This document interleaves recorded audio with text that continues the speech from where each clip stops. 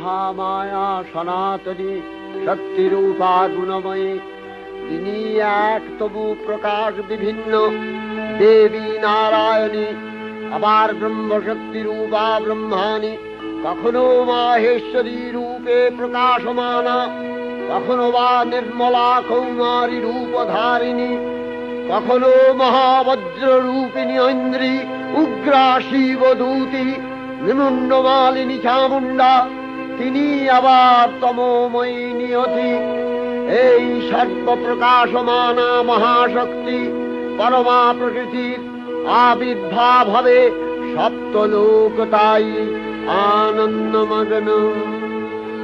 বাজলো তো